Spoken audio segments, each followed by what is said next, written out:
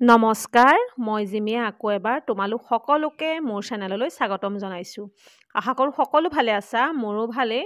আজি মই অষ্টম শ্ৰেণীৰ অংকুৰণ পাঠ্যপুথিখনৰ অন্তৰ্গত সংস্কৃতি আৰু আমাৰ জীৱন পাঠটিৰ প্ৰশ্ন উত্তৰখিনি লৈ আহিছোঁ। নিশ্চয় তোমালোক উপকৃত হ'ব পাৰিবা। তেতিয়াহ'লে আহাচোন মৰমৰ ছাত্ৰ ছাত্ৰীসকল, আজি আমি সংস্কৃতি আৰু আমাৰ জীৱন পাঠটিৰ প্ৰশ্ন উত্তৰখিনি চাই লওঁ। আৰু খুব এটা সুন্দৰ পাঠ, তোমালোকে পাঠটো ভালদৰে পঢ়িবা, তেতিয়া তোমালোকে ভিতৰুৱা বহুতখিনি কথাই জানিব পাৰিবা। তেতিয়াহ'লে ব'লা আমি ভিডিঅ'টোৰ ভিতৰ ভাগলৈ আগবাঢ়োঁ। সংস্কৃতি আৰু আমাৰ জীৱন। 1 নম্বৰতে চাবা উত্তৰ দিয়া। ক নম্বৰতে চাবা সংস্কৃতি গঢ়ি উঠিবলৈ কিহৰ প্ৰয়োজন হয়? উত্তৰটো হ'ব সংস্কৃতি গঢ়ি উঠিবলৈ এখন সমাজৰ প্ৰয়োজন হয়। সমাজৰ পৰাই সংস্কৃতি গঢ়ি উঠে। এতিয়া খ নম্বৰতে চাবা সমাজ কাৰ দ্বাৰা গঠিত হয়?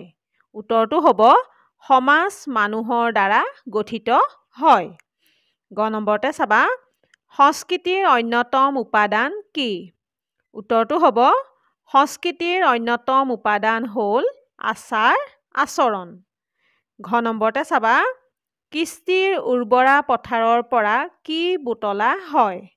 উত্তৰটো হ'ব কৃষ্টিৰ উৰ্বৰা পথাৰৰ পৰা সংস্কৃতিৰ শইচ বুটলা হয়।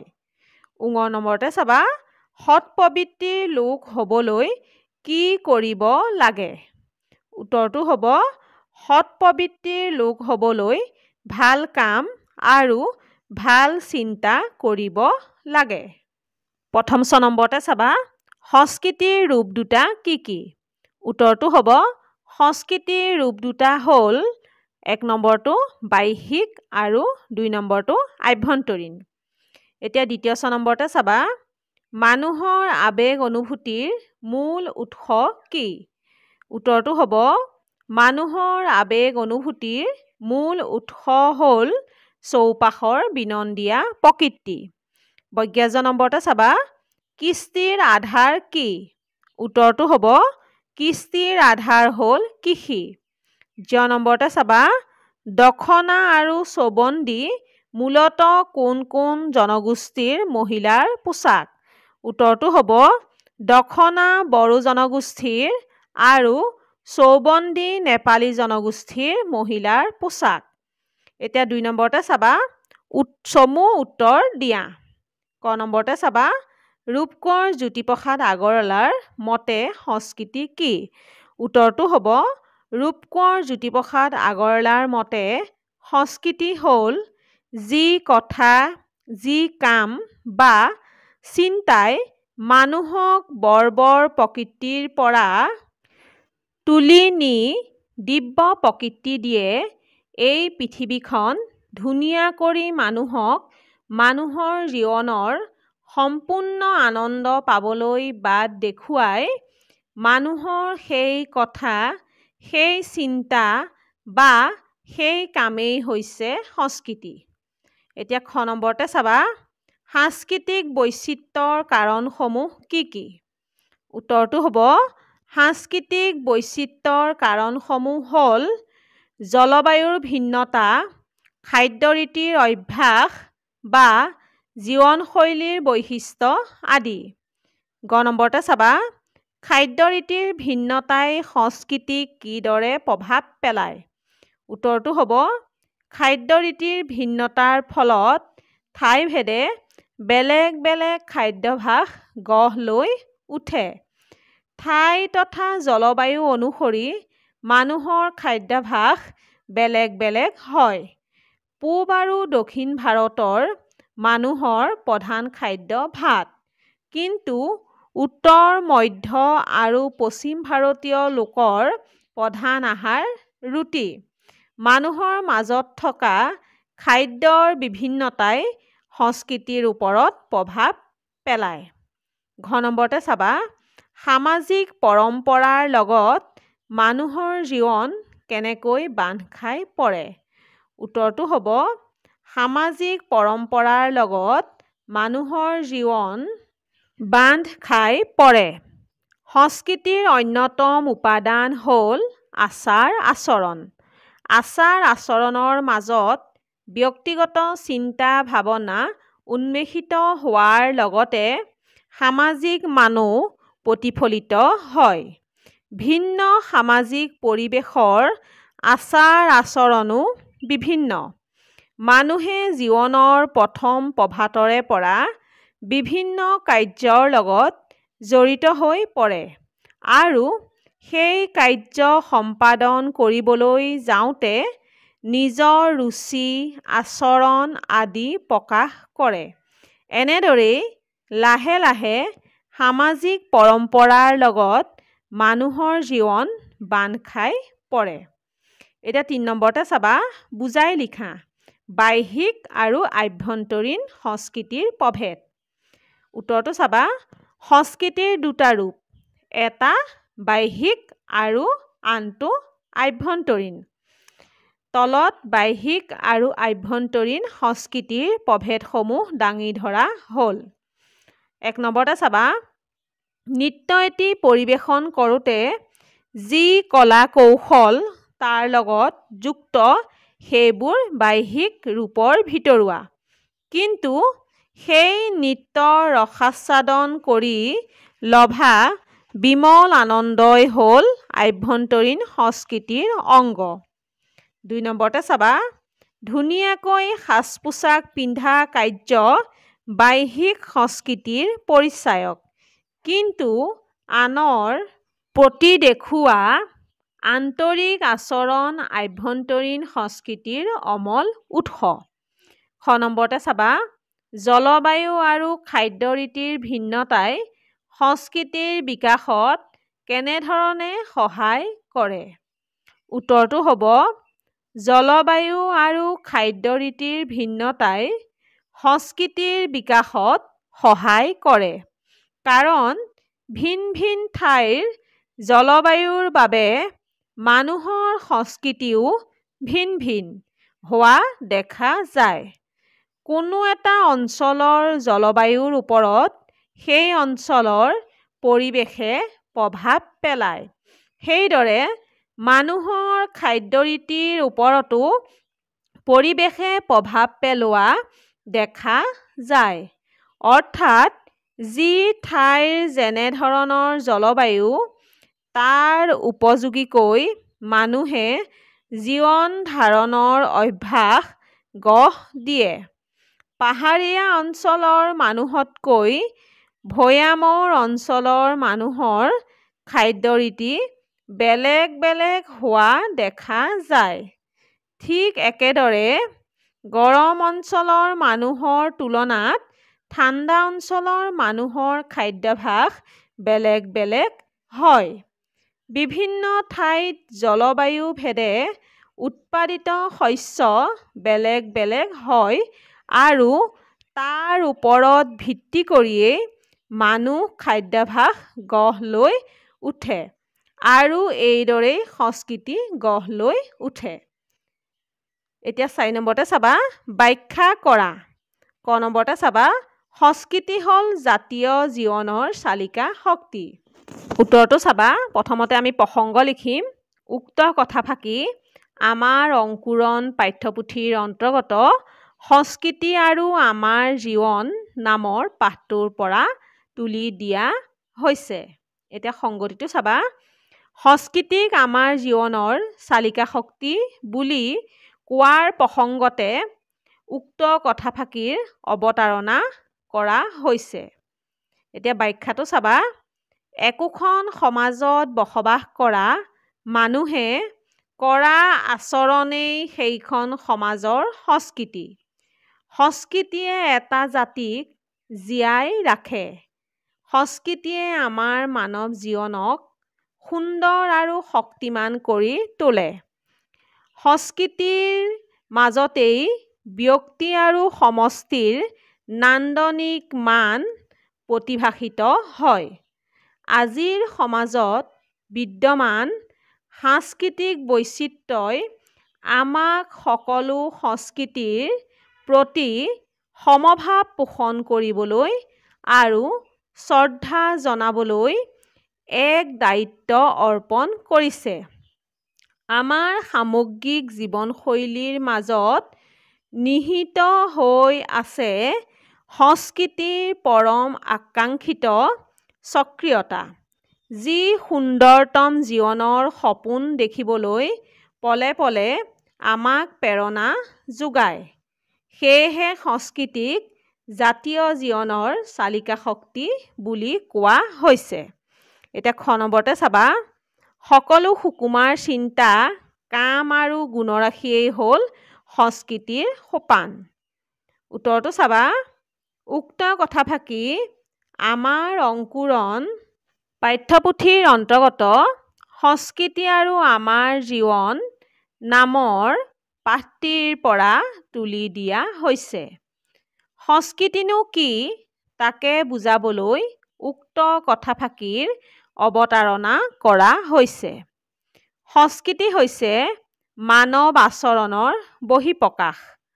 সংস্কৃতিয়ে মানৱ জীৱনক বৰ্বৰ প্ৰকৃতিৰ পৰা তুলি নি দিব্য প্ৰকৃতি দিয়ে আৰু এই পৃথিৱীখন ধুনীয়া কৰি মানুহক মানুহৰ জীৱনৰ সম্পূৰ্ণ আনন্দ পাবলৈ বাট দেখুৱায়।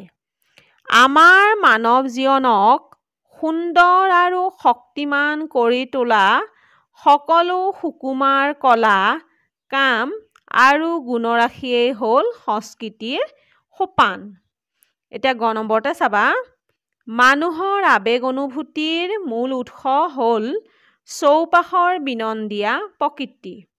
উত্তৰটো চাবা, উক্ত কথাফাকি আমাৰ অংকুৰণ পাঠ্যপুথিৰ অন্তৰ্গত সংস্কৃতি আৰু আমাৰ জীৱন নামৰ পাঠটোৰ পৰা তুলি দিয়া হৈছে। চৌপাশৰ বিনন্দীয়া প্ৰকৃতিয়ে মানুহৰ আবেগ অনুভূতি জগাই তোলে বুলি কথাফাকিত অৱতাৰণা কৰিছে। প্ৰকৃতিৰ পৰা আমি কল্পনাৰ ৰহণ আৰু সৃষ্টিৰ খোৰাক আহৰণ কৰোঁ। হৰিণ এটি জঁপিয়াই পাৰ হৈ গ'লে তাৰ ছন্দময় খোজতো কবিয়ে সৃষ্টিৰ উৎস বিচাৰি পায়। এইবোৰৰ মাজতে শিল্পী সাহিত্যিকে অনুপম সৃষ্টিৰ প্ৰেৰণা লাভ কৰে। আমাৰ ব্ৰহ্মপুত্ৰ আৰু বৰাককে ধৰি বিভিন্ন নদী, ইয়াৰ উপত্যকাক ঘেৰি ৰখা সেউজীয়া পাহাৰ, গছ-লতা, পশু-পক্ষী আৰু ইয়াত বসবাস কৰা বিভিন্ন জনগোষ্ঠীৰ বিচিত্ৰ জীৱন শৈলীয়েই হ'ল সকলো সৃজনী শক্তিৰ আধাৰ স্বৰূপ। এতিয়া 5 নম্বৰতে চাবা, কৃষ্টি আৰু স্তুতি শব্দৰ শেষৰ টি আৰু টি মানে মূৰ্ধন্য ত হছৰিকাৰে টি আৰু দন্তীয় ত হছৰিকাৰে টি ধ্বনিৰ মিল থকা শব্দ লিখা। উত্তৰটো চাবা, কৃষ্টি তোমালোকক এটা কিতাপত উদাহৰণ দিছে দৃষ্টি, মই বাকী 4টা লিখি দিছোঁ, সৃষ্টি, পুষ্টি, বৃষ্টি আৰু সমষ্টি। তেনেকৈ স্তুতি এটা কিতাপত উদাহৰণ দিছে নতি, আৰু 4টা মই তোমালোকলৈ দিছোঁ গতি, ৰীতি, কৃতি, প্ৰতি। তেনেকৈ তোমালোকে আৰু বেলেগ বেলেগ শব্দ বনাবলৈ চেষ্টা কৰিবাচোন। এতিয়া খ নম্বৰতে চাবা, তলত দিয়া উপসৰ্গৰ সহায়ত 5টাকৈ শব্দ লিখি বাক্য সাজা। মই আগৰ ভিডিঅ'ত উপসৰ্গ সম্পৰ্কে তোমালোকলৈ আগবঢ়াই থৈছোঁ, তোমালোকে চাই ল'বা। উপসৰ্গ আমাৰ 20টা, ইয়াৰ ভিতৰত তোমালোকক 5টা দিছে আৰু এই 5টাৰে তোমালোকক 5টাকৈ বাক্য ৰচনা বনাব দিছে।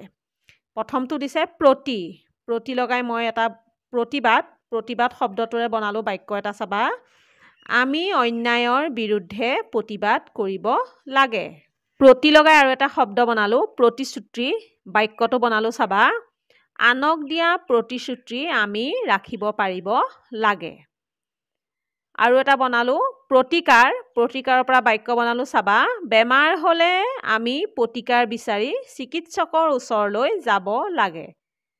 ঠিক সেইদৰে প্ৰতিশোধ, প্ৰতিশোধৰ পৰা বনালোঁ আমি কাৰো প্ৰতি প্ৰতিশোধৰ ভাৱ ৰাখিব নালাগে। আমাৰ শত্ৰুৰ প্ৰতিও আমি প্ৰতিশোধৰ ভাৱ ৰাখিব নালাগে।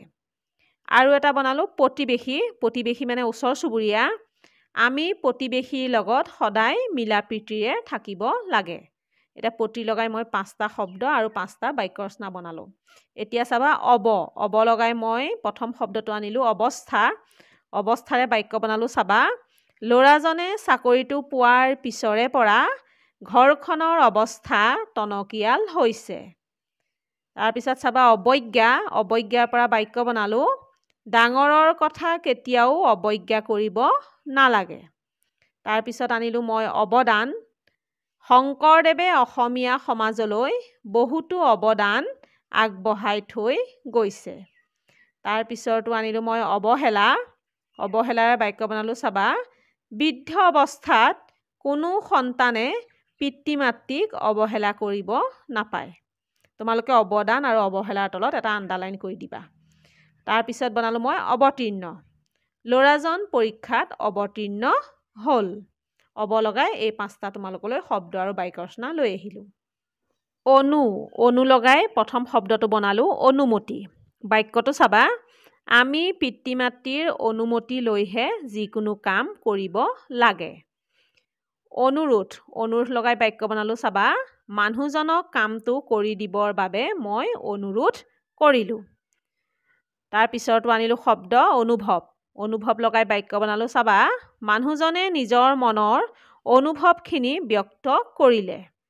তাৰপিছৰ শব্দটো আনিলোঁ অনুমান লগাই বাক্য বনালোঁ। আজি বতৰ ডাৱৰীয়া হৈ থাকিব বুলি অনুমান কৰিব পাৰি। তাৰপিছতো অনুবাদ লগাই বাক্য বনালোঁ। মানুহজনে কবিতাটো ইংৰাজীৰ পৰা অসমীয়ালৈ অনুবাদ কৰিলে। অনু লগাই তোমালোকৰ এই 5টা শব্দ আৰু এই 5টা বাক্য ৰচনা লৈ আহিলোঁ। এতিয়া দিছে বি লগাই প্ৰথম শব্দটো আনিলোঁ বিশেষ। বাক্যটো চাবা। তেখেতক মই এটা বিশেষ দৰকাৰত মাতি পঠাইছোঁ। তাৰ পিছৰ শব্দটো আনিলোঁ বিশিষ্ট। সভাখনলৈ মানুহজনক বিশিষ্ট অতিথিৰূপে আমন্ত্ৰণ জনোৱা হৈছে। তাৰ পিছৰটো শব্দ আনিলোঁ বিফল। বাক্যটো চাবা। আমি কোনো কামত বিফল হ'লেও ধৈৰ্য হেৰুৱাব নালাগে। তাৰ পিছৰটো আনিলোঁ শব্দ বিখ্যাত। বাক্যটো চাবা। ভাল কাম কৰি বিখ্যাত হ'বলৈ চেষ্টা কৰিব লাগে। তাৰ পিছৰ শব্দটো চাবা বিষাদ। বাক্যটো চাবা।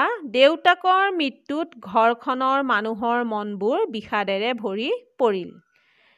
এতিয়া তোমালোকলৈ আহিছে উট লগাই মই তোমালোকলৈ তেনেকৈ 5টা শব্দ আৰু 5টা বাক্য ৰচনা লৈ আহিছোঁ। প্ৰথমটো আনিছোঁ উৎসৱ। বাক্যটো চাবা। বিহু অসমৰ জাতীয় উৎসৱ। তাৰ পিছৰ শব্দটো চাবা উৎসুক। বাক্যটো চাবা। ঘটনাটোৰ বিষয়ে জানিবলৈ মোৰ মনটো উৎসুক হৈ আছে। তাৰ পিছৰ শব্দটো চাবা উৎসাহ। বাক্যটো চাবা।